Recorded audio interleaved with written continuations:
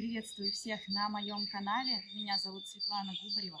Я нахожусь в покинутом городе Припять. И сегодня я бы хотела вам показать одно из самых интересных, но в то же время пугающих мест этого города.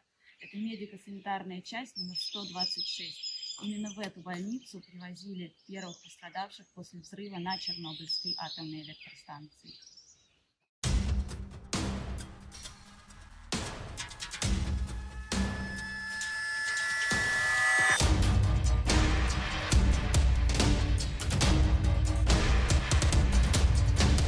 Вот он, тот самый жуткий подвал.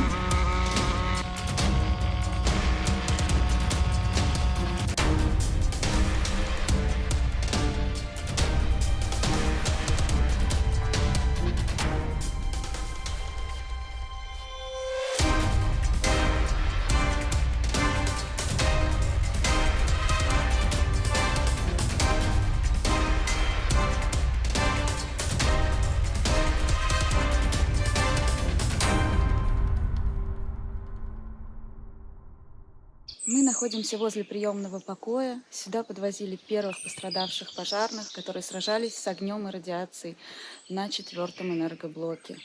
К сожалению, Припятская больница не обладала необходимым оборудованием для лечения острой лучевой болезни. Здесь ребятам оказалась первая медицинская помощь, и вскоре они были направлены в 6-ю радиологическую больницу в городе Москве.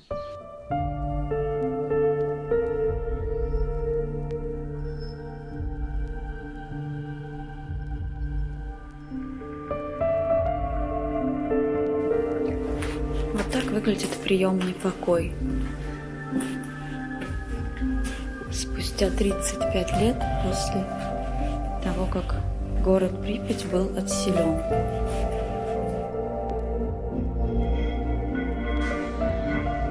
Мы с вами находимся в приемном покое. Здесь пожарным сделали необходимые процедуры, а также перевязки их ожогов. И смотрите, фон здесь чуть превышает нормы. 81 микрорентген, 83. Также здесь находятся бинты. Вот такой фон излучают бинты, которыми перевязывали пожарных. Это спустя 35 лет после аварии. Представьте себе, ни врачи, ни персонал, ни медсестры, они не были должным образом подготовлены. Потому что никто даже и представить себе не мог, что человеческий организм может набрать такую дозу радиации. К сожалению, они, конечно, в скором времени все погибли.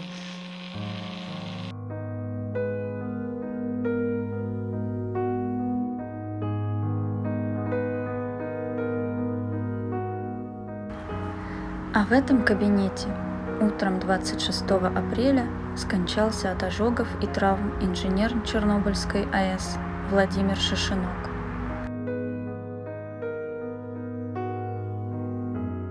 Он был одной из первых жертв Чернобыльской катастрофы.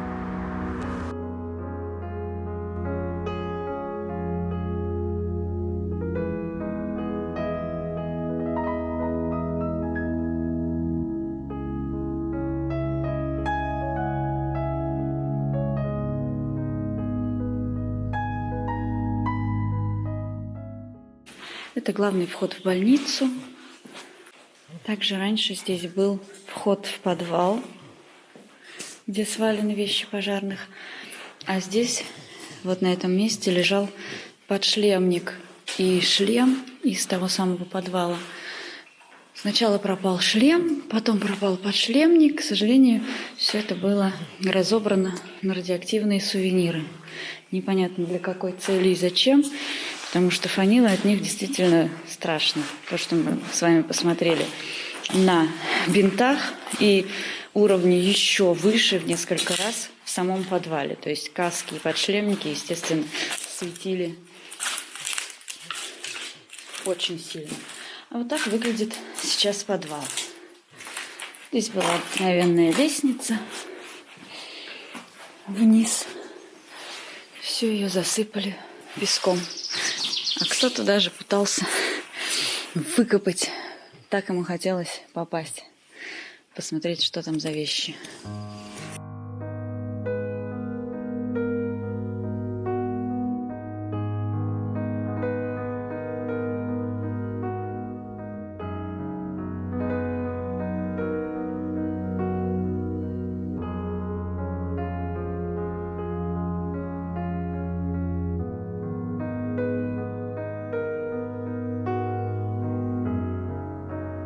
К утру 26 апреля 1986 года больница города Припяти заполнилась первыми пострадавшими от взрыва.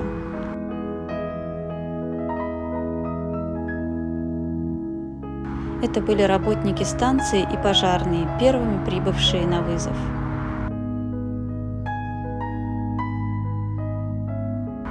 К этому времени взрыв уже унес жизни 2 человек. Оператора главных циркуляционных насосов Валерия Ходымчука, тело которого так и не было найдено, и инженера Владимира Шишенка, дежурившего в момент аварии в помещении деаэраторной этажерки. Остальные пострадавшие были отправлены в 6-ю клиническую больницу в Москве, где они вскоре скончались от острой лучевой болезни и были похоронены на Митинском кладбище.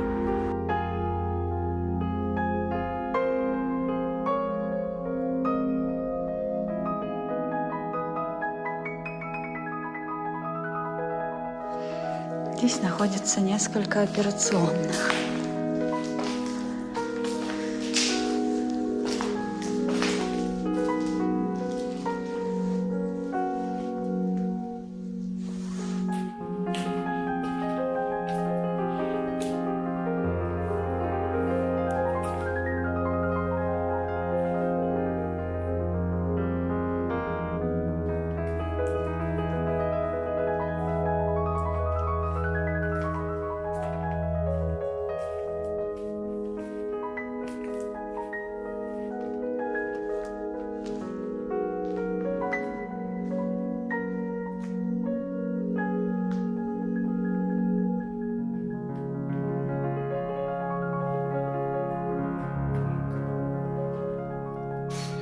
Больничный комплекс в городе Припяти имел множество отделений. Здесь было отделение хирургии, которое находится в самом конце этого комплекса.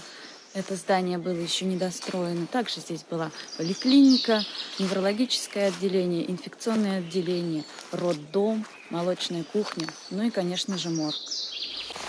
А сейчас, друзья, я хочу вам показать одно из самых жутких мест Припяти. Это тот самый радиоактивный подвал, где хранятся вещи пожарных.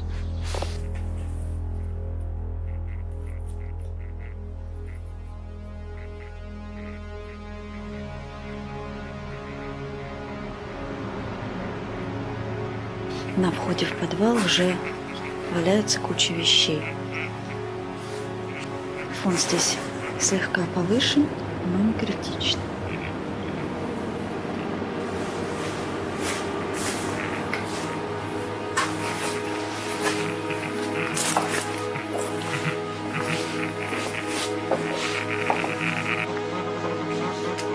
Так вот он, тот самый жуткий подвал. Дозиметр уже начинает зашкаливать, как только мы приближаемся.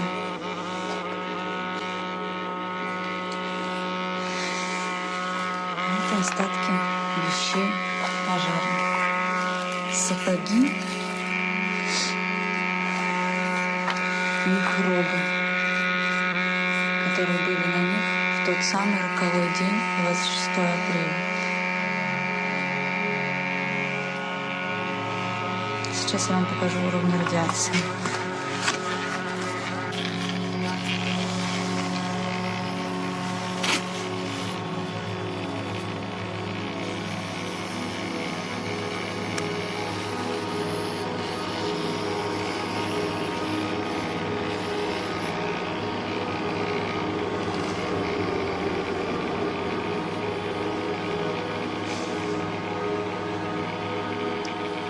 Чтобы хоть немного снизить дозовые нагрузки на больных и медицинский персонал, было принято решение отнести все вещи пожарных в подвал, где они находятся по сей день. Даже спустя 35 лет после аварии это место остается одним из самых радиоактивных.